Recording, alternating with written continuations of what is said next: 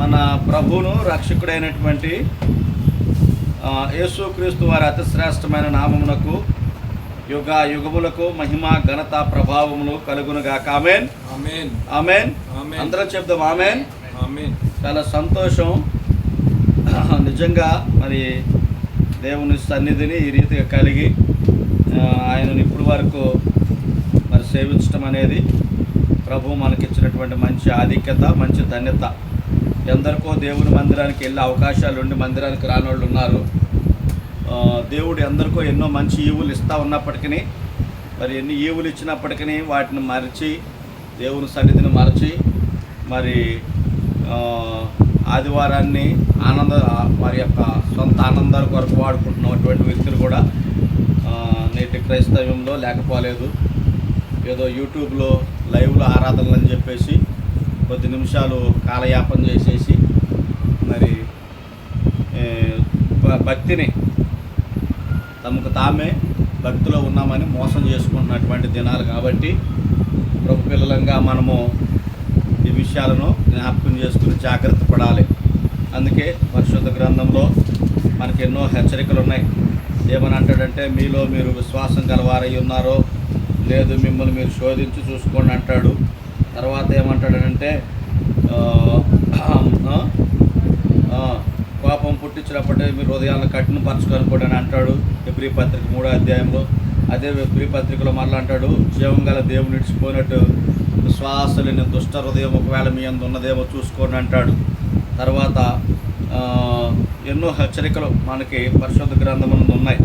కాబట్టి ఇదే పరిశుద్ధ గ్రంథమైనటువంటి హెబ్రీ పత్రికలో, బైబిల్ గ్రంథంలో హెబ్రీ పత్రికలో వాక్యం ఎలా చెప్తుంది, ఆ దినము సమీపించిన కొలది మరియు సమాజంగా కూడటం మరి ఎక్కువగా కూడుకొనటం మానక మరి ఎక్కువగా కూడుకోమంటాడు. సమాజం కూడుకొనటం మానక మరి ఎక్కువగా మీరు కూడుకోండి అని దేవుని వాక్యం చెప్తా ఉంది.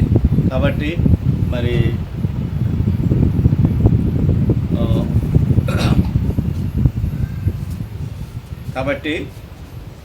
మనం జాగ్రత్తగా మన భక్తిని ఎప్పటికప్పుడు మనము పరీక్షించుకుంటూ ప్రభు వస్తున్నాడనే భయంతో మనము జీవించవలసినటువంటి దినాలు ఈ దినాలు.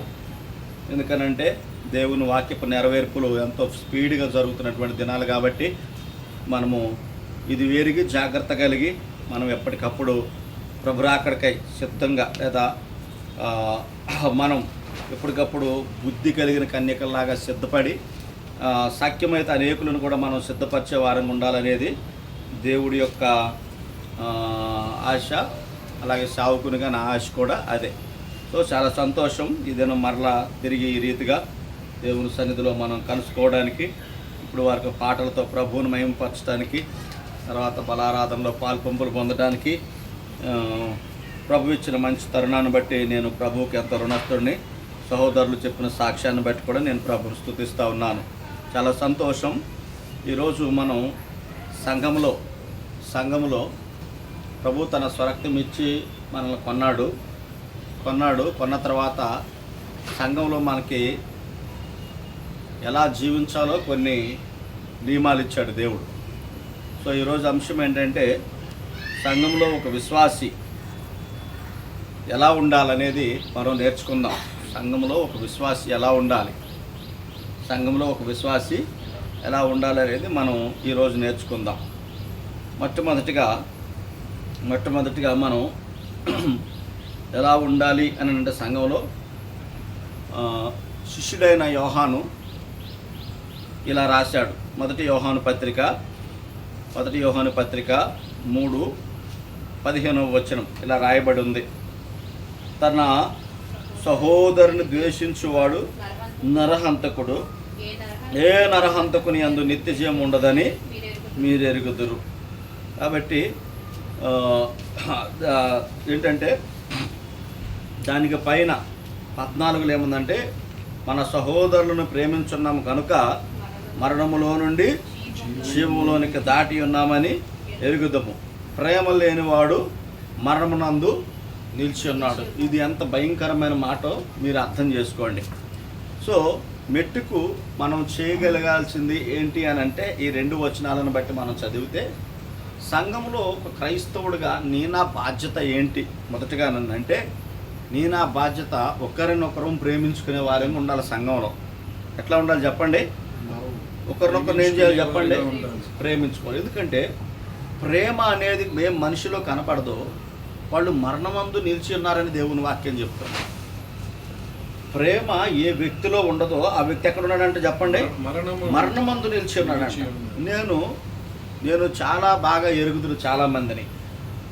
ప్రేమ అంటే ఏంటంటే సాటి వ్యక్తికి ఉన్నటువంటి కష్టాలను కళ్ళ ముందు కనబడుతున్నా కూడా మరి వాటిని లక్ష్య పెట్టుకొని ఉంటారు చూసారా, హృదయం కఠినం చేసుకుని, వాళ్ళు ప్రేమ లేనాడు. సో ప్రేమ ఉన్న వ్యక్తి ఏం చేస్తాడు? వెంటనే స్పందిస్తాడు. ఆ ప్రేమను క్రియల రూపంలో వారి పట్ల చూపిస్తాడు. కానీ ప్రేమ లేని వాళ్ళు ఏం చేస్తారనంటే మనిషి చచ్చిపోతున్నా కూడా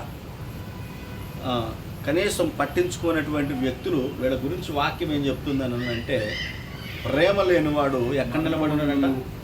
మరణమందు నిలిచినాడు. అందుకే ఈరోజు దేవుని పిల్లలమైన నీవు నేను సంఘంలో ఎలా ఉండాలి అని అంటే మొదటగా ఒకరి పట్ల ఒకరు ఖచ్చితంగా ప్రేమ కలిగి ఉండాలి. పేరుకి ఏదో ప్రేమ కలిగి ఉండాలని అంటే నీ కొరకు ప్రార్థన చేస్తున్నానండి, నా కొరకు ప్రార్థన చేస్తున్నానండి అని అనుకుంటే మాత్రమే కాదు, ఏదైనా సహాయం చేయగలిగిన వాళ్ళు ఉండి, ఏదైనా అవసరతలు గల వాళ్ళు ఎవరన్నా ఉంటే సహాయం చేయగలిగే స్థితిలో ఉండి, అవసరాలతో ఉన్నవారు ఎవరైనా సంఘంలో ఉంటే ఖచ్చితంగా వారికి ఏం చేయాలని అంటే సహాయం చేయాలి. అందుకే దేవుని వాక్యంలో ఒక మాట ఉంటుంది. ఏమని ఉంటుందంటే మేలైనది చేయనెరిగియుండి అట్లు చేయని వానికి పాపము కలుగును. కాబట్టి ఈరోజు మేలైనది చేయనెరిగియుండి కూడా చేయకుండా ఇంకా నువ్వు పాపములనే ఉన్నారు. వీరికి ఏమంటుందనంటే దేవుని వాక్యము ప్రేమ లేనివాడు ఎక్కడ నిలబడి ఉన్నాడు అని అంటే మరణమునందు ఉన్నాడు. కాబట్టి ఈరోజు నేను ఏం నేర్చుకోవాలి, సంఘంలో ఎలా ఉండాలి అని అంటే సంఘంలో మనము ఒకరి పట్ల ఒకరు ఏం కలిగి ఉండాలి చెప్పండి? ప్రేమ కలిగి ఉండాలి కదా.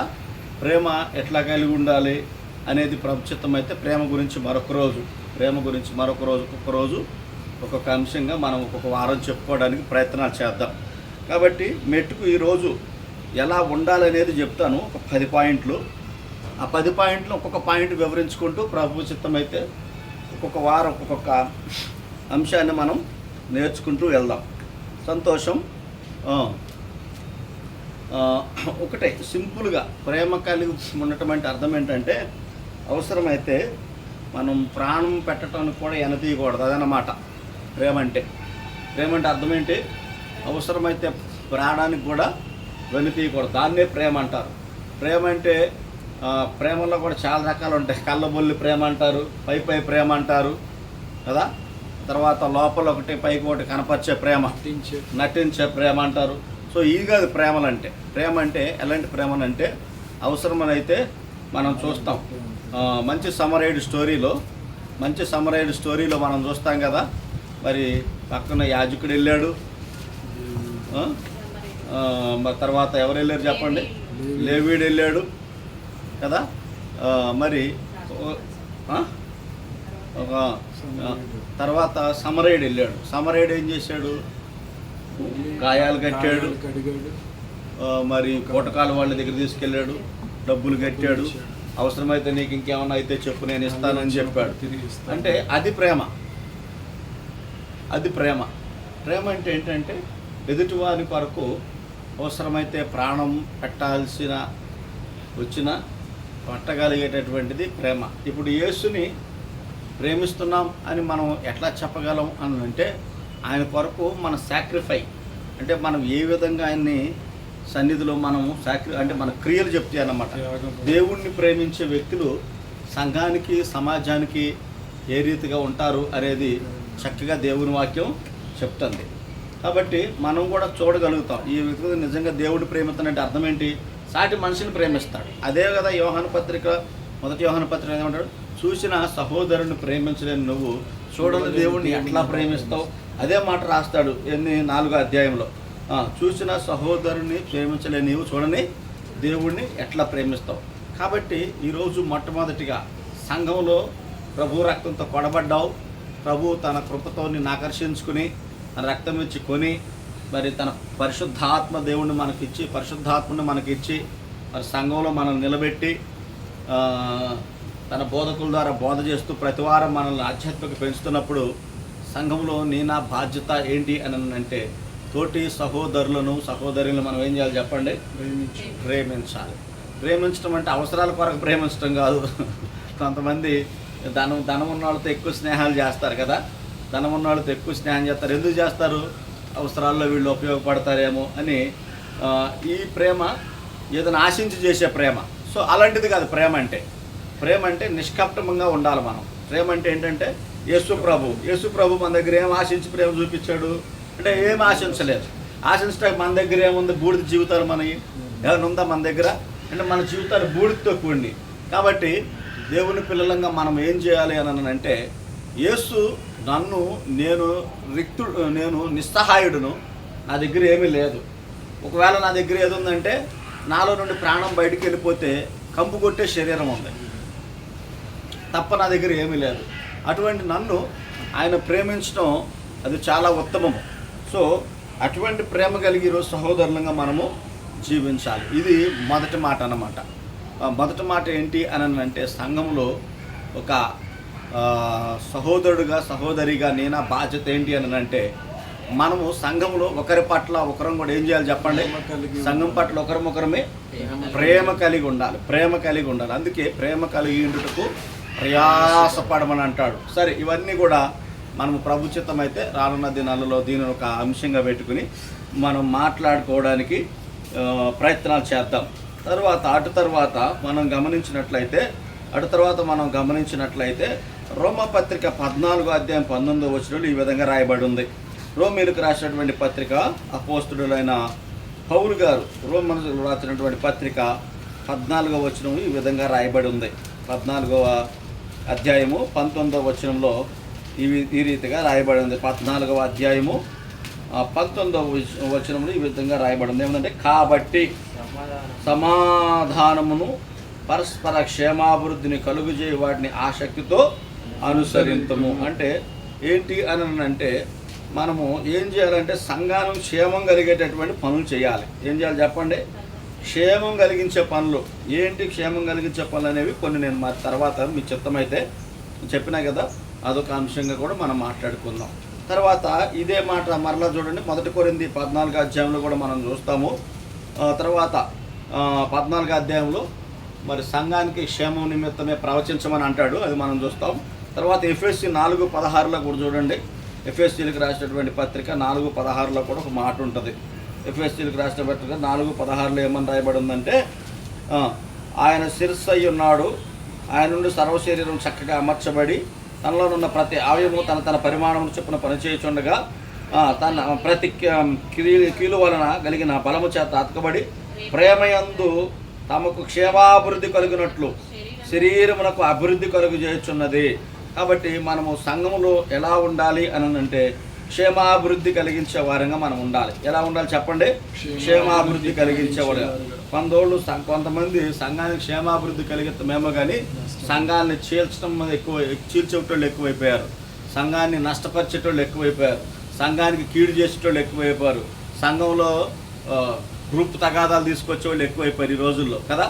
గ్రూప్ తగాదాలు అన్నమాట. ఇది మా బ్యాచ్, సంఘంలో ఇది మా బ్యాచ్ అంటే ఈరోజు సంఘంలో ఉండవలసినటువంటి సత్ప్రవర్తన అంటే క్షేమాభివృద్ధి కలిగించవలసినటువంటి వ్యక్తి కానీ క్షేమానికి బదులు ఏం చేస్తాడు? తీసుకొస్తుంది అసమాధానాన్ని కలిగిస్తాడు. కారణం ఏంటి అని అంటే వారి లోపల దేవుని వాక్యానికి విలువ లేకపోవటమే, వారు దేవుని వాక్యానికి విధేయులు కాకపోవటమే, వారు దేవుని వాక్యానికి లోబడకపోవటమే. కాబట్టి వాళ్ళు ఏం చేస్తున్నారు అని అంటే క్షేమాభివృద్ధి కలిగించవలసినటువంటి వ్యక్తులు ఏం కలిగిస్తున్నారు చెప్పండి? సంఘానికి కీడునే కలిగిస్తూ ఉన్నారు. సంఘం అనేది దేవుడు తన స్వరక్తం ఇచ్చి సంపాదించుకున్నారు. దీని ఎదుట పాతాళ లోకపు ద్వారాలు కూడా నిలబడవు. అటువంటి సంఘాన్ని మరి ఇందాక మనం నేర్చుకున్నాం కదా 93వ కీర్తనలో కూడా అటువంటి సంఘాన్ని చీల్చుతూ అటువంటి సంఘాన్ని మరి పాడు చేయాలని మరి చాలామంది ఈరోజు సంఘానికి క్షేమాభివృద్ధి కలిగించాలనుకున్న వ్యక్తులే క్షేమానికి బదులు ఏం కలిగిస్తున్నారు చెప్పండి? నష్టాన్ని కలిగిస్తున్నారు, కీడు కలిగిస్తున్నారు, చెడు చేస్తూ ఉన్నారు. కాబట్టి ప్రభు పిల్లలంగా మనం నేర్చుకోవాల్సింది ఏంటంటే రెండో విషయం ఏంటంటే సంఘానికి కేవలం సంఘంలో ప్రేమ కలిగి ఉంటే మాత్రం సరిపోదు. నేను సంఘానికి క్షేమాన్ని కూడా కలుగు చేసేటటువంటి వ్యక్తులుగా ఉండాలి. దేవుడు స్తోత్రం కలుగును. హల్లెలూయా. సంఘానికి ఏం కలుగు చేసే వాళ్ళని ఉన్నారు? మనం క్షేమాభివృద్ధి కలిగించే వాళ్ళని ఉండాలి. క్షేమాభివృద్ధి ఎలా కలుగుతాం? నీ మాటతోనే క్షేమాభివృద్ధి కలగొచ్చాము, నీ క్రియలతో క్షేమాభివృద్ధి కలగొచ్చాం, నీ ప్రవర్తన క్షేమాన్ని కలిగించవచ్చు కదా. ఎవరైనా కొత్త వాళ్ళు వచ్చారనుకో, వాళ్ళతో ప్రేమగా మాట్లాడారనుకోండి, క్షేమాభివృద్ధి. వారికి ఏదన్నా అవసరత ఉందనుకోండి, వారి అవసరతను బట్టి మీరు ప్రార్థించారనుకోండి, క్షేమాభివృద్ధి. వారి అక్కర్లు తెలుసుకుని వాళ్ళకి ధైర్యం చెప్పారనుకోండి, అది క్షేమాభివృద్ధి అన్నమాట.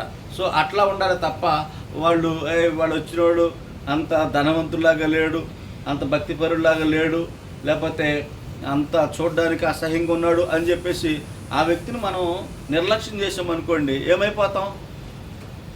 క్షేమాభివృద్ధి వస్తుందా? ఆ బాబు వస్తాడు.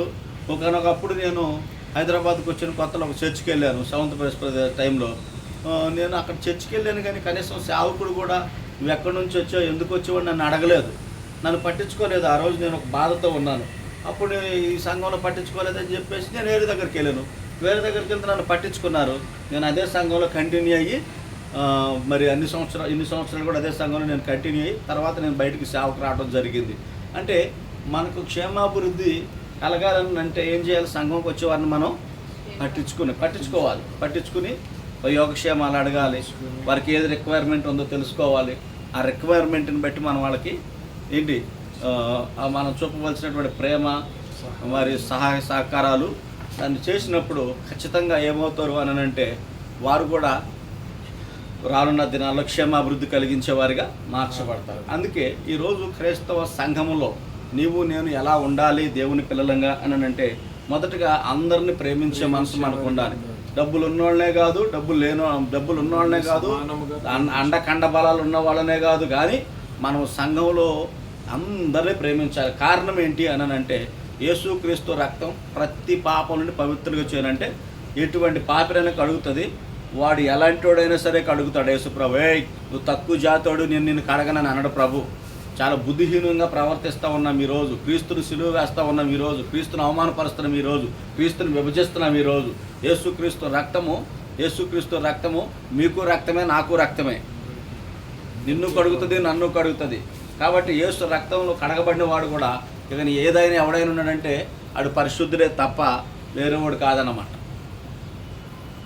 క్రీస్తు రక్తంలో కడగబడినాక కూడా మనం లోక సంబంధమైనటువంటి ఏవైనా కనుక మనం తీసుకొస్తుంటే నిజం క్రీస్తుని విభజించిన అవుతాం, క్రీస్తుని అవమానపరిచిన అవుతాం. కాబట్టి దేవుని పిల్లలంగా ఈ విషయాలను మీ మనసుల్లో బాగా మెదులు చూడనియండి, లేకపోతే మనసుల్లో బాగా ఫీడ్ చేసుకుని నాటబడేటట్లుగా మీరు పరిశుద్ధాత్మ దేవుడికి అవకాశం ఇవ్వండి. ఎందుకంటే దేవుడు వాక్యాన్ని మనం జాగ్రత్తగా స్పందించామంటే దేవుడు కూడా బాగా మనల్ని సంధిస్తాడు. ఆయన సంధించాడంటే మన జీవితం రూపాంతరం చెందుతుంది. ఆయనలోగా మార్చబడతాం, ఆయనకి ఇష్టలుగా మార్చబడతాం, ఆయన చిత్తం చేయవారిగా మార్చబడతాం. కాబట్టి దేవుడు వాక్యంతో సంధిస్తున్న ప్రతిసారి మన స్పందన అద్భుతంగా ఉండాలి దేవుడికి, వాక్యానికి. ఎందుకంటే వినేటోళ్ళకే దేవుడు వాక్యం, వినుటకు చెవులు గలవాడు ఏమన్నాడు దేవుడు? వినును గాక అని అన్నాడు. సో చెవులు గలవాడు వినును గాక అంటే ఏంటి? చెవులు ఉన్నా కూడా కొంతమంది వినకపోతే వాళ్ళు ఏమంటారు? చెవులున్నా చెవులు లేనట్టే వీడని అర్థం కదా. వీడికి చెవులు ఉన్నా కూడా చెవులు లేనట్టే. ఎందుకే అన్నాడు ప్రభు, వినుటకు చెవులు గలవాడు వినును గాక. అందరికీ చెవులు ఉంటాయి, కానీ ఎవరు వింటారన్నాడు? చెవులు గలవాళ్ళే వింటారని అంటే అర్థం ఏంటంటే అంటే ప్రభు వాక్యానికి వీళ్ళందరూ ఏం చేస్తున్నారు చెప్పండి? స్పందిస్తున్నారు అన్నమాట. అది రెండో విషయం. మూడో విషయం వచ్చేసి ఏంటి అని అంటే, మూడో విషయం ఒకరి ఎడల ఒకరు సమాధానం కలిగి ఉండాలి. ఒకరి ఎడల ఒకరు. రోమపత్రిక 12వ అధ్యాయాన్ని మనం గమనించినట్లయితే 18వ వచనం ఈ విధంగా ఉంది. శక్యమైతే మీ చేతనైనంత మటుకు సమస్త మనుషులతో ఎలా ఉండాలి చెప్పండి? సమాధానంగా ఉండాలి. సమస్త మనుషులు, నాట్ ఓన్లీ చర్చి మెంబర్స్ మాత్రమే కాదు కానీ అవసరమైతే సమస్త మనుషులతో కూడా మనం ఏమంటాడు చూడండి, మీ చేతనైతే అన్నాడు. ఒకవేళ అంటే ఇప్పుడు ఏమంటాడు, మీకు ఒకవేళ కుదిరితే శక్యమైతే సమస్త మనుషులతో సమాధానంగా ఉండమని అన్నాడు. సో ఈరోజు మనము చాలామందితో సమాధానంగా ఉండలేము వాస్తవంగా కదా, సమాధానంగా ఉండలేము. కారణం ఏంటంటే మనం సమాధానంగా ఉండాలన్నా మన మధ్య తారతమ్యాలు తీసుకొచ్చాయి. మాటల తారతమ్యాలు తీసుకురావచ్చు, స్టేటస్ల తారతమ్యాలు తీసుకురావచ్చు, ప్రవర్తన తారతమ్యాలు తీసుకురావచ్చు. ఈరోజు ఇవన్నీ కూడా అసమాధానానికి కారణాలే అవుతాయి, సమాధానానికి కారణాలు అవుతాయి. ఎందుకనంటే సమస్త మనుషులతో మనం సమాధానంగా ఉండాలని మనం అనుకుంటాం. దేవుడి వాక్యం అలా ఉండమని అనందే. మనం సమాధానంగా ఉన్నా కూడా ఎదుటోళ్ళు కూడా అలా స్పందించాలి. ఇంకోటి అదొకటి. ఒకటి స్పందించినా స్పందించకపోయినా నీవు నేను మాత్రం వాక్యాన్ని బట్టి ఎలా ఉండాలి చెప్పండి, ఖచ్చితంగా సమాధానంతో ఉండాలి. కారణం ఏంటంటే ప్రభు చెప్తా ఉన్నాడు, శక్యమైతే మీ సమస్త జనులతో మీరు ఎలా ఉన్నాడు, సమాధానంగా ఉండమన్నాడు.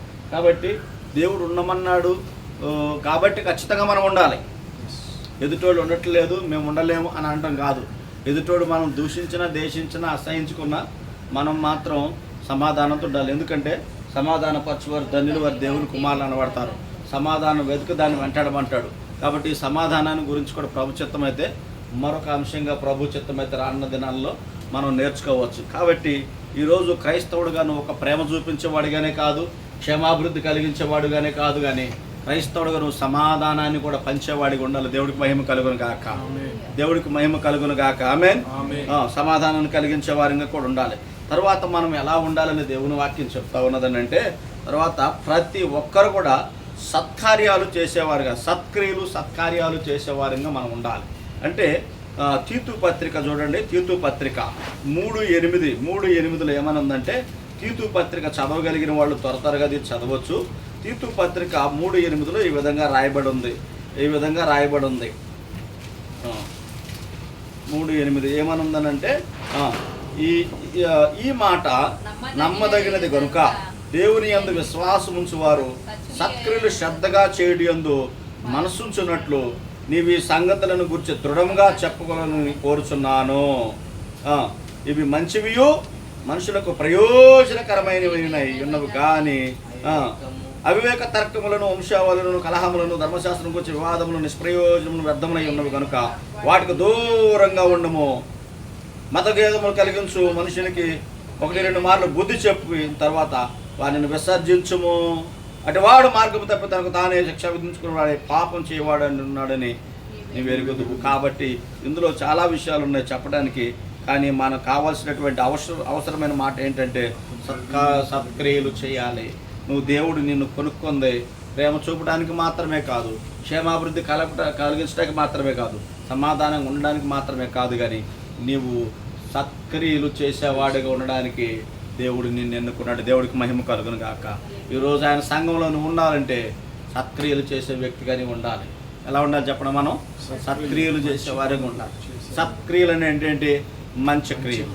ఏంటి మంచి ఏంటి చెప్పండి, మంచి ఏంటి చెప్పండి. మంచి అంటే ఏంటి? అవసరం ఉన్న వారికి సహాయకరంగా, ఇతరుల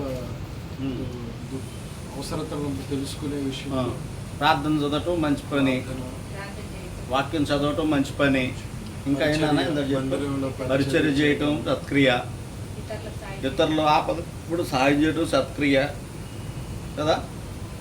సో సత్క్రియలు, ఇలా సత్క్రియలు చేసేవారిగా మనము ఉండాలి. అందుకొరకు కూడా ప్రభు నిన్ను నన్ను సంఘంలో పెట్టాడు. ఏదో సంఘానికి వెళ్తున్నానులే, ఈరోజు సంఘాలు వెంబడించే వాళ్ళు సమాధి పెట్టే, పుట్టినరోజు కేకు, సత్యన రోజు సమాధి పెట్టి కొరకు దేవుడిని వెంబడిస్తున్నారు. ఎంత దుర్మార్గమో చూడండి. కానీ వాళ్ళ ఆత్మ ఎక్కడికి వెళ్తుందో వాళ్ళ తెలియట్లా. ఏదో సమాధి పెట్టిలో పెట్టి సమాధి చేసినంత మాత్రాన పరలోకం వెళ్ళిపోతారని అనుకుంటున్నారేమో. కానీ చాలామంది ఈరోజు ఎట్లా వెంబడిస్తున్నారంటే యేసుని ఎంత దుర్మార్గమైన బుద్ధితో వెంబడిస్తున్నారో, ఎంత నీచమైన ఆలోచనతో వెంబడిస్తున్నారో. మేము చస్తే మాకు సమాధి పెట్టి వస్తుంది, బర్త్డేలు కేకులు వస్తాయి, వివాహ దినాల కేకులు వస్తాయి. దాని వెనకాల ఉన్న మర్మం ఎవరికి అర్థం కావట్లేదు, దాని వెనకాల ఉన్నటువంటి కుయుక్తి ఎవరికి అర్థం కావట్లేదు. కానీ ఇవి అర్థం చేసుకోకుండా ఈ రోజుల్లో ఎంత నీచంగా తమ భక్తిని ఎంత అన్యాయంగా అక్రమంగా మలుచుకుంటున్నారో, యేసుని కృతజ్ఞత వెంబడించట్లా. పాపునైనా నన్ను పలకరించి నా కొరకు ప్రాణం పెట్టి నన్ను నీతిమంతుడిగా చేసి నా కొరకు ఆయన తన రక్తానంత ధారపోసాడని ఈ రీతిగా ప్రభువుని కృతజ్ఞతతో ఆరాధించడానికి రావట్లా. వాక్యము నా జీవితాన్ని బ్రతికిస్తుంది, వాక్యం నన్ను బాగు చేస్తుంది, నా పాదాలకు దీపంగా ఉంటుంది, నా త్రోవలకు వెలుగు కలిగిస్తుంది, నన్ను సరి అయిన త్రోవల్లో నడిపిస్తుంది అనేటటువంటి బుద్ధి తెచ్చుకుని ఈరోజు సంఘాలకు రావట్లేదు. కానీ దేవుణ్ణి ఎట్లా కుయుక్తితో అంటే క్షేమాభివృద్ధి ఏమంటున్నారు సత్క్రియలు విషయంలో ఎలా అయిపోయారని అంటే మనుషులు మోడు బారిపోయి ఎండిపోయి దేవునికి వ్యతిరేకమైనటువంటి రీతిలో వెంబడిస్తూ ఉన్నారు. ఈరోజు సత్క్రియలు చేయాల్సిన వాళ్ళు దేవుణ్ణే ఒక స్వార్థంగా వెంబడిస్తున్నారు. దేవుని సన్నిధిలో వాక్యం ఎక్కడ కడగబడితే అక్కడ మనం ఉండాలి, వాక్యం మనల్ని ఎక్కడ హెచ్చరిస్తే అక్కడ మనల్ని ఉండాలి, వాక్యం ఎక్కడ మనల్ని దిద్దుతుంటే అక్కడ ఉండాలి, వాక్యం మనల్ని ఎక్కడ ఎత్తిపడుస్తుంటే అక్కడ ఉండాలి. ఎందుకనంటే నీతిమంతులు నన్ను గద్దించుట నాకు తైలాభిషేకం అని అంటాడు, నీతిమంతులు కొట్టుట నాకు తైలాభిషేకం అని అంటాడు. దేవుని వాక్యము మన జీవితాలను ఉతుకుతూ ఉందనుకోండి, దేవుని వాక్యం మన జీవితాలను కడుగుతూ ఉందనుకోండి, మనం ఏమవుతా ఉన్నామంటే దేవుని వాక్యము మనల్ని తాగుతున్నప్పుడు నా కొరకే చెప్పాడు, నా గురించే చెప్పాడని ఏడుస్తారు బుద్ధిహీనులు. వీళ్ళు బుద్ధిహీనులు. కానీ నిజమైన వాడు ఎట్లుంటాడంటే నా కొరకే మాట్లాడావు దేవా, నన్నే హెచ్చరించావు దేవా, నీ వాక్యానికి లోబడుతున్నాను దేవా అని తలక ఉంచుకుంటే దేవుడు ఆశీర్వాదం అంతా వాళ్ళ ఎత్తి మీదకి వెళ్తుంది.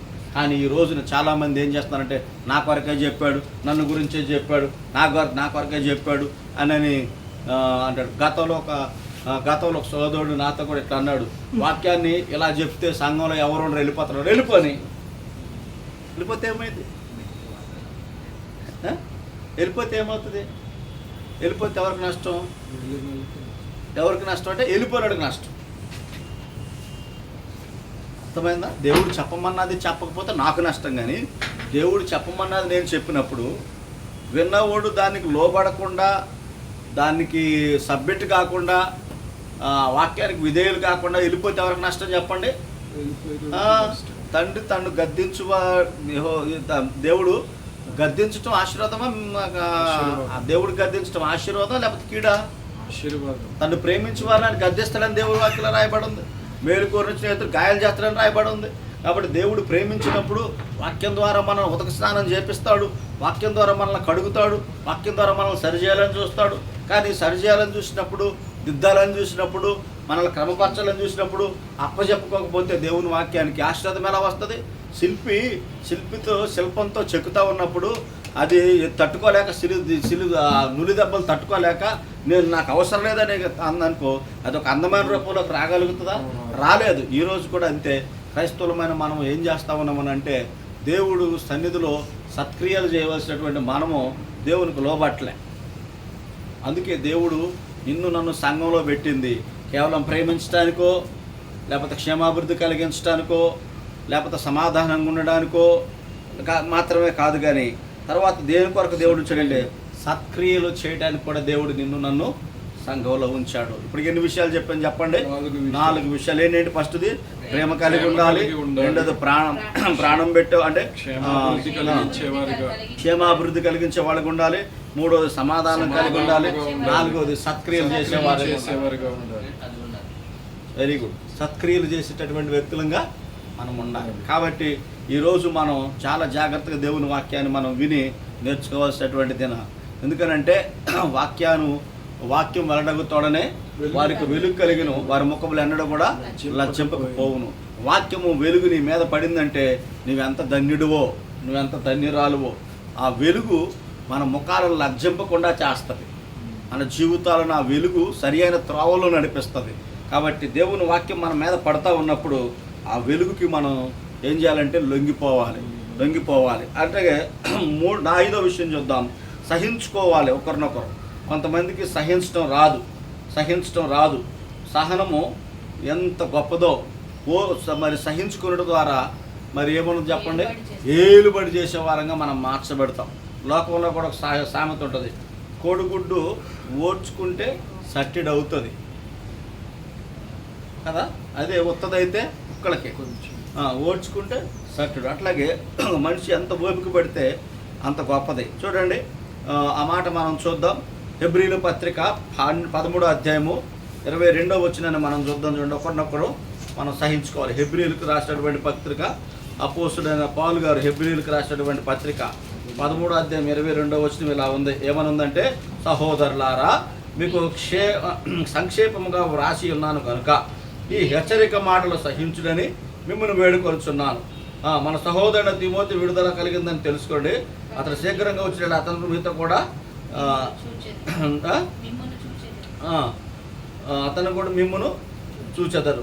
అంటే పైన ఏమనుందంటే హెచ్చరిక మాటలు సహించుడని మిమ్మును వేడుకొంచున్నాను. 22 ఏమనుంది? హెచ్చరిక మాటలను సహించుడని వేడుకొంచున్నాను. సో మనకి హెచ్చరిక వచ్చిందంటే మనం ఏం చేయాలి అని అంటే, ఆ హెచ్చరికను మన మేలు కొరకు తీసుకుని దాన్ని మనం ఏం చేయాలి చెప్పండి? సహించాలి. అట్లానే భక్తుడు 2 కొరింథీ 11:1 కూడా ఒక బ్యూటిఫుల్ మాట అంటాడు. ఏమనంటాడంటే, నేను యేసులాగా నడుస్తూ ఉన్నాను, మీరు కూడా నన్ను పోలి నడుచుకోండి అని అంటాడు. అంటే అలా కూడా మనకు రావాలి. అట్లా కూడా మనకి ఒకరినొకరు సహించుకోవడం అంటే ఏంటంటే, ఇప్పుడు యేసులాగా మనం నడవటం, యేసులాగా మనం బ్రతకటం, అదే కదా. అట్లా అన్నమాట. అంటే నేను క్రీస్తుని పోలి నడుచుకుని మీరు నన్ను పోలి నడుచుకోండి అంటే అర్థం ఏంటంటే, మీరు జాగ్రత్తగా గమనించండి. ఒకరినొకరు సహించుకోవడం అంటే ఏంటంటే, ఒకరికి నచ్చని ఒకరికి విషయాలు కొందరు ఉంటాయి. ఉన్నప్పుడు ఆ విషయాలన్నింటిని కూడా మనము ఆ యేసుక్రీస్తు ప్రేమను బట్టి చూసి క్షమించి మనం ఏం చేయాలి చెప్పండి? వారిని సహించుకోవాలి. వారిని సహించుకోవాలి. ఆ విషయంలో సఖ్యమైతే ఆ బ్రదర్ పక్కన కూర్చుని, బ్రదర్ ఈ విషయం నీలో ఇది సంఘానికి క్షేమరాజు కలగదు కాబట్టి ఇది నువ్వు మార్చుకుంటే నీకు ఆశీర్వాదం, ఇది మార్చుకుంటే నీకు దీవెన అని చెప్పేసి మనం చెప్పి చివరికి ఏం చేయాలంటే ఆ వ్యక్తిని సహిస్తూనే ఆ వ్యక్తి కొరకు ప్రార్థన చేసి మనం క్రీస్తు కొరకు మనం సంపాదించాలి. అట్లానే మనము సంఘంలో ఇంకొక పాత్ర మనది ఏంటి సంఘంలో అంటే, సహించే వారంగా కూడా మనం ఉండాలి. సహించే వారంగా మనం ఉండాలి. సహనం లేకపోతే ఏమైపోతుంది చెప్పండి? సహించుకోవడం రాకపోతే ఏమవుతుంది? భేదాలు వస్తాయి, గొడవలు వచ్చేస్తాయి, బ్లాస్ట్ అయిపోతుంది, మొత్తం ప్రాంతమే బ్లాస్ట్ అయిపోతుంది. కాబట్టి కొలాప్స్ అయిపోతుంది. కాబట్టి సహించడం రావాలి. ఈరోజు భక్తి అంటే కేవలం పాటలు పాడటం కాదు, భక్తి అంటే కేవలం కానుక ఇవ్వటం కాదు, భక్తి అంటే కేవలం ఆరాధనకు వస్తాం కాదు. ఇదొక్కటే భక్తి కాదు. కానీ క్రైస్తవుడిగా మనం చేయవలసిన భక్తి క్రియలు ఇవన్నీ కూడా, క్రైస్తవుడిగా మనం చేయవలసిన భక్తి క్రియలు, మందిరంకి రావటం ఓకే, ఆరాధన చేయటం ఓకే, కానుకలు అర్పించడం ఓకే, అది ఓకే. కానీ నీ ఫలాలేంటి? సంఘంలో నువ్వు ప్రవర్తించవలసిన తీరేంటి? సంఘంలో అసలు నీ క్రియలేంటి? సంఘంలో నీ యొక్క బాధ్యత ఏంటి? నువ్వు తెలుసుకోకపోతే నువ్వు క్రైస్తవుడు కానే కాలేదు. ఏదో ఆవేశంతో ఉన్న పాటలు పాడటమో లేకపోతే ఆవేశంతో మనం ఏదేదో చేయటం కాదు. కానీ దేవుని వాక్యాన్ని మనం ఖచ్చితంగా ప్రభు ఎలా చెప్పాడో అలా పాటించినప్పుడు మాత్రమే, అందుకే ఆయన ఆజ్ఞలు గైకుంటే మనం ఆయన శిష్యులై ఉంటాం, ఆయన ప్రేమించిన వారం అవుతాం, దేవుడిని ప్రేమించిన వారం అవుతాం. 14 కదా, నా ఆజ్ఞలు గైకుంటే నన్ను ప్రేమించుట అంటాడు యోహాను సువార్త 14. కాబట్టి మనం ఆ రీతిగా మనము ఎలా ఉండాలని అంటే ఒకరినొకరు సహించుకునే వారంగా మనం ఉండాలి. అలాగే 6th పాయింట్ కూడా మనం చూద్దాం. 6th పాయింట్ సంతోషంగా ఆనందంగా ఉండటం కూడా నేర్చుకోవాలి. 15వ అధ్యాయము రోమీయులకు రాసినటువంటి పత్రిక 15వ అధ్యాయము 2వ వచనం ఈ రీతిగా రాయబడి ఉంది. అపోస్తులైన పౌలు గారు రోమీయులకు రాసినటువంటి పత్రిక, తన పొరుగువానికి క్షేమాభివృద్ధి కలుగునట్లు మనలో ప్రతివాడును మేలైన దాని యందు అతన్ని ఏం చేయాలని చెప్పడమ్మా? సంతోషపరచాలి. ప్రభువుకు మహిమ కలుగును గాక. నీ పని ఏంటి అని అంటే సంఘంలో పని సంతోషంగా ఆనందంగా ఉండాలి. నీవు ఉంటూ నీ పక్కన వాళ్ళని కూడా ఏం చేయాలి చెప్పండి? సంతోషంగా ఆనందంగా ఉండాలి. అసలు ఏంటి మనోళ్ళకి ఎట్లా ఉంటుందంటే, ఒకడు బాగా పాట పాడాడంటే ఓర్చుకోలేడు, ఒకడు పాస్టర్కి దగ్గరగా ఉండి పరిచర్య చేస్తుంటే ఓర్చుకోలేడు, ఒకడు సేవకుడు దర్శనంలో సేవకుడు కలిగి ఉన్న దర్శనం ప్రకారం నడుస్తుంటే ఓర్చుకోలేరు ఈ రోజుల్లో. ఎంత దుర్మార్గం కదా. కానీ ఇవన్నీ కాదు. క్రైస్తవుడిగా నీవు నేను ఎలా ఉండాలని అంటే, ఆనందాన్ని సంతోషాన్ని ఇతరులకు కలిగించే వారంగా మనం సంఘంలో ఉండాలి. ఈ ఆనందంగా ఉండటం చాలామందికి ఇష్టం కాదు. ఆనందం ఎవరిస్తారు? దేవుడు ఇస్తాడు. అసంతోషం ఎవడెత్తాడు? సాతాన్ని తీసుకొస్తాడు. కలవరం ఎవడు తెస్తాడు? సాతాన్ని తెస్తాడు. నెమ్మది ఎవరు ఎత్తారు? యేసు ప్రభు ఇస్తాడు. కాబట్టి మనకు తెలియకుండా మనం ఎక్కువ మనం దేవుడితో ఉన్నామని చెప్పుకుని మనలో ఏముంటుంది చెప్పండి, ఎక్కువ కలవరమే ఉంటుంది, అశాంతే ఉంటుంది, అసంతోషమే ఉంటుంది. అదన్నమాట. అలా ఉండొద్దు. అందుకే దేవుడి వాక్యం చెప్తుంది, if you are true Christian అయితే, నువ్వు నిజమైన క్రైస్తవుడు అయితే ఎలా ఉండాలంటే చెప్పండి, నువ్వు ఎప్పుడు కూడా ఆనందంగా సంతోషంగా నీవుంటూ నీ పక్కన వాళ్ళని కూడా అలానే ఉంచాలన్నమాట. ఈ వ్యక్తి దగ్గర కూర్చుంటే నన్ను మంచిగా నవ్విస్తాడు సరే, లేకపోతే ఈ వ్యక్తితో కూర్చొని మాట్లాడుతుంటే నాకు ఆనందం వస్తుంది, ఈ వ్యక్తితో కూర్చుంటుంటే నాకు నెమ్మది వస్తుంది, ఈ వ్యక్తితో కూర్చొని మాట్లాడుతుంటే నాకు తెలియనటువంటి ఒక మంచి అనుభూతి, సంతోషమైన అనుభూతి నాకు ఎదురవుతుంది అనేటట్లుగా మనము మన ప్రవర్తన సంఘంలో ఉండాలి. దేవుడికి మహిమ కలుగును. ఎన్ని విషయాలు నేర్చుకున్నాం ఇప్పటికి? 6 విషయాలు నేర్చుకుందాం. మరికొన్ని విషయాలు ఉన్నాయి, మనం చూద్దాం. చూసిన తర్వాత మనము మన ప్రసంగాన్ని మనం ముగించుకుందాం. 7వదిగా సహాయం చేసుకోవాలి. ఒకరికొకరు ఏం చేసుకోవాలి చెప్పండి? సహాయం చేసుకోవడం ఈ రోజున ఎవరికీ రాదండి, ఎవరికి రావట్లేదు. అంటే అలా లేరు అని నేను చెప్పట్లేదు, కానీ ఎక్కువ శాతం గురించి మాట్లాడుకున్నాం.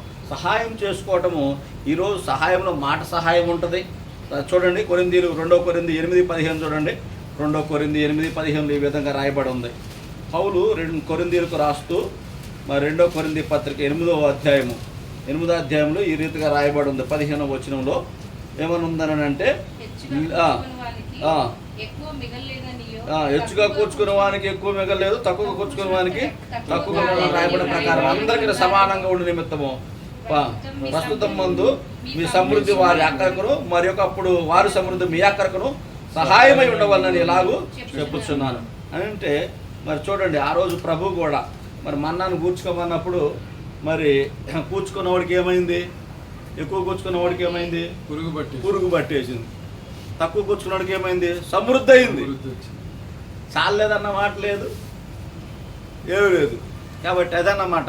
అట్లాగే భూమి మీద మరి మనం గమనించినట్లయితే ఆదిమ సంఘంలో కూడా మీరు గమనించండి, ఏమన్నా 4వ అధ్యాయంలో అపొస్తలుల 4వ అధ్యాయంలో వారు చరస్థిరాస్తులు అమ్మి దేవునికి ఇచ్చినప్పుడు ఒక్కొక్కరికి పంచిపెట్టినప్పుడు వారిలో ఎవరికి ఏమీ కొదువు లేకుండా ఉండను అనే వాక్యం రాయబడి ఉంది. అని అంటే చాలా జాగ్రత్త గమనించింది ఏంటంటే, ఈరోజు దేవుడు మనకి ఏదైనా మనకి ఇచ్చినప్పుడు అది మాట సహాయం అయితే నువ్వు మాట సహాయం చేయి, చేత సహాయం అయితే చేత సహాయం చేయి, నీతో కాకపోతే సహాయం చేసే వాళ్ళతో కూడా మనం సహాయం చేయించవచ్చు. బర్నబా మినిస్ట్రీ అది. బర్నబా ఏం చేశాడు చెప్పండి? బర్నబా గమ్మున ఇలా నిలబడి ఉన్నాడు అనుకో, పౌల్ని అపోస్తులు యాక్సెప్ట్ చేసేవాళ్ళు కాదు. బర్నబా సాక్ష్యం ఇచ్చాడు. పౌలు వెళ్ళి కనపరుచుకుంటే పౌలుని అపోస్తులు నమ్మల. తర్వాత బర్నబా ఏం చేశాడు చెప్పండి? ఇతడు యేసు నామమును బట్టి దమస్కులో సాక్ష్యం ఇచ్చడం నేను చూసిందని, ఇతడు నిజంగా దేవుడిని వెంబడిస్తాడని చెప్పినప్పుడు అపోస్తులు నమ్మి యాక్సెప్ట్ చేశారు పౌలను. దాన్ని ఎంకరేజింగ్ మినిస్ట్రీ అంటారు. కొంతమంది ప్రభు వెళ్ళగలిగితే వెళ్ళండి, లేకపోతే వెళ్ళే వారిని పంపించమంటారు. చూసారా? చేయగలిగితే చేయండి, లేకపోతే చేయని వాళ్ళతో ఏం చేయాలి మనం చెప్పండి? సహాయం చేయించాలి. ఇది మనం నేర్చుకోవాలి. ఇది చాలా ఉన్నతమైన మినిస్ట్రీ. ఇది కూడా ఒక మినిస్ట్రీ అన్నమాట. ఇప్పుడు ఇది కూడా ఒక మినిస్ట్రీ అన్నమాట. కాబట్టి ఈ 2 కొరింథీ పత్రికలో ఒకప్పుడు వాళ్ళ అవసరాలు మనకును, ఒకప్పుడు మనకున్న అవసరాలు వాళ్ళకును తీర్చుకున్నట్లు మనకున్న దాంట్లో ఒక్కొక్కరు ఏం చేసుకోవాలని చెప్పండి? సహాయం చేసుకోవాలి. సహాయం ఈరోజు సహాయం చేసే మనసే సహాయం చేసే మనసే ఈ రోజుల్లో తక్కువైపోయింది. దేవుని బిడ్డలారా, సహాయం చేసే మనసు ఏమైపోయింది చెప్పండి? ఈ రోజుల్లో తక్కువైపోయింది. ఎక్కడ సహాయం చేస్తున్నారు? ఇప్పుడు దేవుడికే బెగబట్టేస్తున్నారు, దేవుడు సొమ్మే తినేసేస్తున్నారు, దేవుడికి ఇవ్వాల్సిందే ఇవ్వట్లేదు. ఎంత హెచ్చరించినా, ఎంత బుద్ధి చెప్పినా, ఎంత కఠినమైన మాటలు మాట్లాడినా, ఎంత కఠోరమైన మాటలు మాట్లాడినా, ముఖం మీద మాట్లాడినా, దేవుని వాక్యం దాడి చేసినా కూడా ఈరోజు ఏం చేస్తున్నారంటే దేవుని వాక్యానికి ఏం చేస్తున్నారు చెప్పండి? లోబట్టలేదు. కారణం అందుకే వారి జీవితాలు ఎలా ఉంటున్నాయి అంటే ఎప్పుడు ఏడుపే ఏడుపు, దుఃఖమే దుఃఖము, చింతే చింత, దిగే దిగులు. దేవుడు నిరీక్షణలు ఇతరుల వల్ల మీరు దుఃఖింపకుండా నిమిత్తం అని అన్నాడు దేవుడు. మరి నిరీక్షణ లేనివాడికి ఏముంటుంది? ఎప్పుడు ఏడుపు, దుఃఖము, విచారము, ఒంటరితనము, బాధ, ఇవన్నీ ఊళ్ళో ఉంటాయి. అంటే నిరీక్షణ లేని వాళ్ళు ఉంటాయి. వాళ్ళకి దేవుడు నాతో ఉన్నాడన్న నిరీక్షణ ఉండదు. దేవుడు ఒంటరి వారిని 1000 మందిగా చేస్తాడు, ఎన్నిక లేని వాడిని బలమైన జనంగా చేస్తాడని ఉండదు.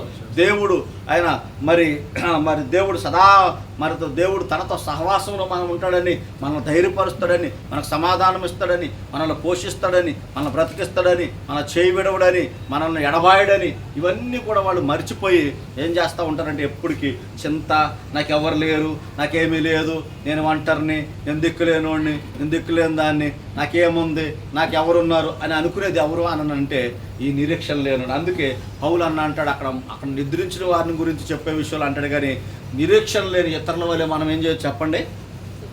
దుఃఖించో దేవి విషయంలో కూడా, చింతించో దేవి విషయంలో కూడా, బాధపడవద్దు. ఎందుకంటే మీ చింత మిమ్మల్ని ఏం చేస్తుంది చెప్పండి? ఏం చేస్తుంది చింత ఏం చేస్తుంది చెప్పండి? మనిషిని కుంగదీసేస్తుంది, నలిచివేసేస్తుంది, మన విశ్వాసాన్ని దేవుడి మీద నుండి తొలగించేటట్టు చేస్తుంది చింత. అందుకే దేవుడు మీ చింత యావత్తు నా మీద వేయండి అన్నాడు. కాబట్టి ఈరోజు ప్రభు పిల్లలంగా నీవు నేను ఎలా ఉండాలనంటే సహాయం చేసుకునే వారిగా ఉండాలి. ఎలా ఉండాలి చెప్పండి? సహాయం చేసుకునే వారిగా ఉండాలి. సహాయం చేయడం రావాలి మనకి, సహాయం చేసి. అందుకే ఒక మాట ఉంది కదా, ప్రార్థించే పెదవుల కన్నా సాయం చేసే చేతులు విన్నానంటాడు. వాస్తవం అది క్రియతో కనపడే పని. ఎవరు చెప్పారు ఆ మాట చెప్పండి? మదర్ తెరీసా చెప్పింది. ప్రార్థించే పెదవుల కన్నా ఆమె ఎంత అనుభవపూర్వకంగా చెప్పుంటుందో ఆ తల్లి, ఎంతో అనుభవపూర్వకంగా చెప్పుంటుంది ఆ మాట. కాబట్టి ఆ విషయంలో మనం ఎలా ఉండాలంటే ఒకరికొకరు సహాయం చేసుకునే వారంగా ఉండాలి సంఘంలో. అంత మాత్రమే కాదు, కానీ సంఘంలో సత్యాన్ని అనుసరించాలి, సత్యాన్నే పలకాలి. సత్యాన్నే పలకాలి. 8వ మాట, ఎఫెసీలకు రాసినటువంటి పత్రిక పౌలు గారు ఎఫెసీ సంఘానికి రాస్తూ 4:25లో ఈ మాట రాశాడు. 4:25లో ఈ మాట రాశాడు. ఏమని రాశాడు 25లో అంటే, మనము ఒకరికొకరు అవయవములై ఉన్నాము కనుక మీరు అబద్ధమాడుట మాని ప్రతివాడు తన పొరుగువానితో సత్యమే మాట్లాడవలను, దేవునికి మహిమ కలుగును గాక. ప్రతివాడు కూడా పొరుగువానితో ఏం మాట్లాడాలంట? సత్యమే మాట్లాడవాలను. సత్యము మనుషులను స్వతంత్రులుగా చేస్తుంది. సత్యము మనల్ని ఏం చేస్తుంది అంటే, సత్యం మనల్ని ధైర్యవంతులుగా మారుస్తుంది. సత్యం మనల్ని ఏం చేస్తుంది అని అంటే, మరి మనల్ని మన మీద ఏ దోషారోపణ లేనటువంటి వ్యక్తిగా మంచిగా మనల్ని ఏం చేస్తుంది చెప్పండి? పవిత్రంగా. అంటే లేదా సత్యం మనల్ని ఎట్లా అంటే ఒక సింహంలాగా ఉంచుతుంది మనల్ని కదా, జయమిస్తుంది మనకి. కాబట్టి ఈ సత్యం గుర్తుపెట్టుకోండి. ఒక మంచి మాట ఏముందంటే, మీ మాట అవునంటే అవును, కాదంటే కాదని ఉండవలెను, దీనికి మించి పుట్టినది ఇది దుష్టుడి నుంచి పుట్టింది అంటాడు ప్రభు అయిన యేసుక్రీస్తు వారు. మీరు ఆకాశం తోడ అనవద్దు, భూమి తోడ అనవద్దు, యెరూషలేము తోడ అనవద్దు, సింహాసనం తోడ అనవద్దు. మీరు ఏం చేయలేరు. మీ తల తోడ అనవద్దు, ఒక వెంట్రుక నల్లగాని తెల్లగాని చేసేయలేరు. కాబట్టి మీ మాట అవునంటే అవును, కాదంటే కాదని ఉండాలి. దీనికి మింటి పుట్టినది ఏంటంటే చెప్పండి? దుష్టుడి నుంచి పుట్టింది. అందుకే ప్రతి వాడు కూడా సంఘంలో ఏం మాట్లాడాలి చెప్పండి? సత్యమే మాట్లాడాలి. సత్యం ఎవరు మాట్లాడుతున్నారు చెప్పండి? సత్యం అంటే ఎవరో? యేసు ప్రభువే. సత్యం ఎక్కడ మాట్లాడుతున్నారు చెప్పండి? సత్యం ఎక్కడ మాట్లాడుతున్నారు? సత్యం మాట్లాడేవాళ్ళు కరువు అయిపోయారు. సత్యం మాట్లాడేవాళ్ళు ఏమైపోయారు చెప్పండి? కరువు అయిపోయారు. కాబట్టి ప్రభు పిల్లలంగా మనం ఏం చేయాలి అని అంటే, సత్యము మాట్లాడటము మనం నేర్చుకోవాలి. ఎన్నో పాయింట్ ఇది?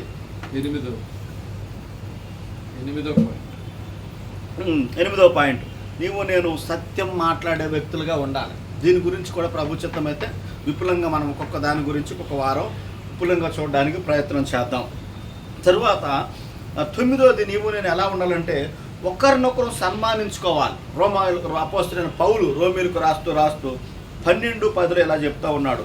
రోమీయులకు రాసినటువంటి పత్రిక 12:10లో ఈ రీతిగా రాయబడి ఉంది. 12 సహోదరులారా, అమ్మా, ప్రేమ విషయంలో ఒకరినొకరు అనురాగం గలవారై ఘనత విషయంలో ఒకరినొకడు గొప్పగా ఎంచుకోవాలి. ఎక్కడ ఎంచుకుంటున్నాం మనం? ఏమంటాం చెప్పండి? ఘనతగా ఎక్కడ ఎంచుకుంటున్నాం చెప్పండి? మనకంటే ఎవరికన్నా కొంచెం ఆధిక్యతలు ఎక్కువ ఉంటే ఏమంటాం? వాడు మస్తు బిల్డప్ ఎక్కువ, వాడికి అతిశయం ఎక్కువ, వాడు ఎవరితో మాట్లాడు, ఎవరితో కాలవడు కదా, ఏదో అనుకుంటాం సంఘంలో మనం. కానీ దేవుని వాక్యం ఏం చెప్తా ఉంది స్పష్టంగా? మరొకసారి చదవమ్మా. 12 10లో మరలా ఏమని చెప్పండి. సహోదరులారా, సహోదరులారా, సహోదర ప్రేమ విషయంలో ఒక్కనినొకడు అనురాగము గలవారై, ఘనత విషయంలో ఒక్కనినొకడు గొప్పగా ఎంచుకోవాలంట. గొప్పగా ఎంచుకోవాలన్నాడు దేవుడు. ఘనత విషయంలో ఒకరినొకరు ఏం చేయాలి చెప్పండి, మనం గొప్పగా ఎంచుకోవాలి. ఇది ఇందుకొరకు ప్రభు నిన్ను నన్ను సంఘంలో పెట్టాడు. మనల్ని సంఘంలో ఎందుకు పెట్టాడో తెలియక ఏదో నేను ఆదివారం వెళ్ళాలి, పాట పాడాలి, కానుకేసి రావాలి, సాక్ష్యం చెప్పి రావాలి అనడానికి కాదు నేను దేవుడు పెట్టింది సంఘంలో. ఇవన్నీ కూడా క్రియలన్నీ కూడా పాటించడానికి దేవుడు సంఘంలో పెట్టాడు. మనం ఈ క్రియలన్నీ లేకపోతే మనం గతంలో ఏమంటున్నాం, క్రియలేని విశ్వాసం చచ్చింది అని రాసుకున్నాం. తర్వాత నిష్ప్రయోజనమైందని అక్కడ మళ్ళీ వాడతాడు. ఒకటి చచ్చింది, నిష్ప్రయోజనం ఉంది. మరి చచ్చిపోయిన దాంతో నిష్ప్రయోజనమే కదా. చచ్చిపోయిన దాంతో ఏం చేస్తాం మనం? చచ్చిన శరీరం దేనికి పనికి వస్తుంది? దానివల్ల నిష్ప్రయోజనమే. ఇంకా ఖర్చు పెట్టాలి దానికి, దాన్ని బాగా పూడ్చిపెడతాను పెట్టి గిట్టి కొని. కాబట్టి విశ్వాసం లేని దుష్ట హృదయం కలవారంటారేమోనని ముందే చూసుకోండి అని చెప్పినా కదా. అందుకే నీవు నేను ఎలా ఉండాలి అన్నట్టు ఇంకొకటిది, ఒక్కరికొకరు ఎట్లుండాలి చెప్పండి, సన్మానించుకోవాలి. నువ్వు చాలా బెటర్ బ్రదర్, నువ్వు భక్తిలో ఈ స్థాయిలో ఉంటావు బ్రదర్, నీది ఇది బ్రదర్, నీది అట్లా ఇట్లా ఏం చేయాలి చెప్పండి, ఒకరికొకరు మనం సన్మానించుకునే మాటలు మాట్లాడాలి. అంతేగాని మనం ఒకరినొకరు డిస్కరేజ్ చేసే మాటలు, ఒకరినొకరు తక్కువ చేసే మాటలు మనం అన్నట్టు కూడా మాట్లాడొద్దు అని ప్రభు వాక్యం సెలవిస్తుంది. కాబట్టి ఆఖరిగా ఈ మాట చెప్పిన తర్వాత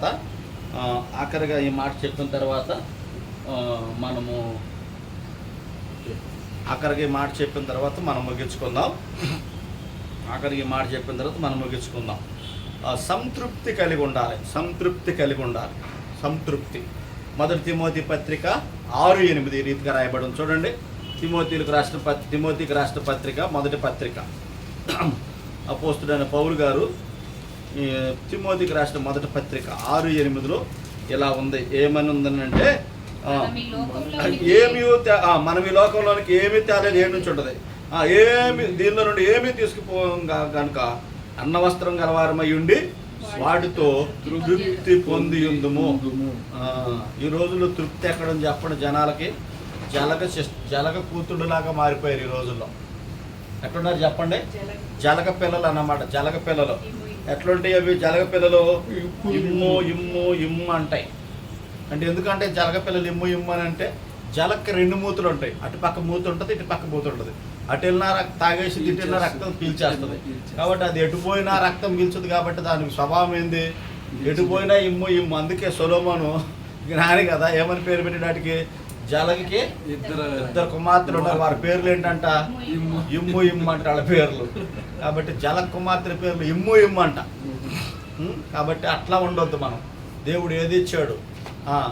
పౌలు కూడా అంటాడు కదా, సంపన్న స్థితిలో ఉండని ఎరుగుదును, దీన స్థితిలో ఉండని ఎరుగుదును. ఏ స్థితిలో ఉన్నానో నేను సంతృప్తి కలిగి దేవుణ్ణి మహింపరుస్తానని అంటాడు.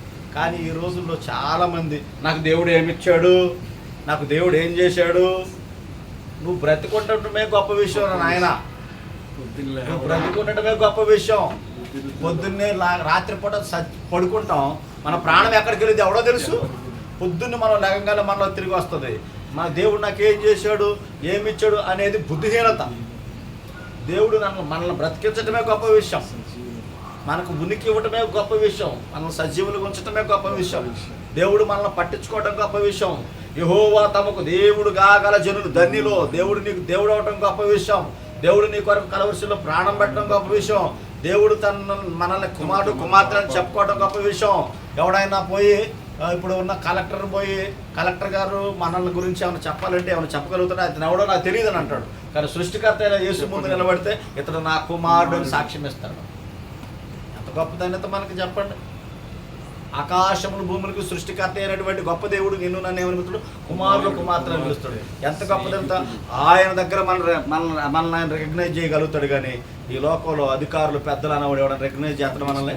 చూడవడు. తెలంగాణ భాషలో దేకన అనొచ్చు. అది బూత్ మాట, మంచి మాట, బూత్ మాట అది. అంటే చూడరు అంటే దాని అర్థం నాకు తెలియదు. చూడరు అన్నమాట. అంటే పట్టించుకోరు అట్లా అన్నమాట. కాబట్టి ఈరోజు మనం ఏ స్థితిలో ఉన్నా కూడా దేవుని పిల్లలకి ఎట్లా ఉండాలి చెప్పండి? సంతృప్తిగా ఉన్నవాడు ఎవడంటే జలకోతుడు. జలగ గాడి పేరు జలగని పెట్టాలి. ఇమ్ము ఇమ్ము ఇమ్ము ఇమ్మని పెట్టాలి తృప్తి లేనివాడికి. ఎంత తిన్నా జనాలకు తృప్తి ఉండదు, ఏం చేసినా తృప్తి ఉండదు. దేవుడు మరి ఆ రోజుల్లో మరి ఆయన ఎట్లా చదువుకున్నాడు? అంబేద్కర్ గారు గెట్టేశారు స్కూల్. అంబేద్కర్ గారు స్కూల్లో నుంచి బయట ఎక్కడ చదువుకున్నాడు ఆయన? వెళ్ళి వీధి దీపాల కింద, రోడ్ స్ట్రీట్ లైట్స్ కింద పోయి చదువుకున్నాడు పాపం. చాలామంది నేను ఎరుగుతున్నా ఇక్కడ. ఇంతకుముందు మన మందిరికి వచ్చిన వాళ్ళే దేవుడు ఏం చేశాడండి? మొన్న ఒక ఆయన అంటున్నాడు ఇదంతా డ్రామా అండి, దేవుడికి అన్నీ తెలుసుకోండి ఎందుకు చేస్తాడు ఎట్లా అంటున్నాడు ఒక ఆయన. డ్రామా, దేవుడు డ్రామా చేసేటోడా?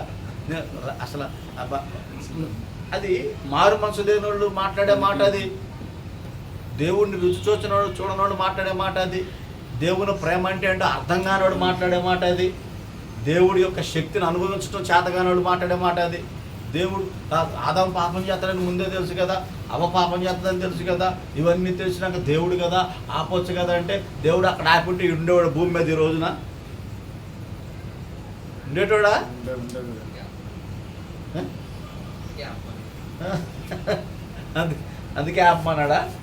అందుకే ఆపమన్నాడేమో. కాబట్టి అజ్ఞానపు మాటలు, అవివేకపు మాటలు. మనిషి దేవుడు అన్ని మనిషికి ఇచ్చిన తర్వాత ఫ్రీ విల్ ఇచ్చాడు, స్వచ్ఛత్వం ఇచ్చాడు. ఫ్రీ విల్ అంటే చూశాడు నా మాట గైకొంటాడా, నాకు లోబడతాడా లేదని చూశాడు దేవుడు.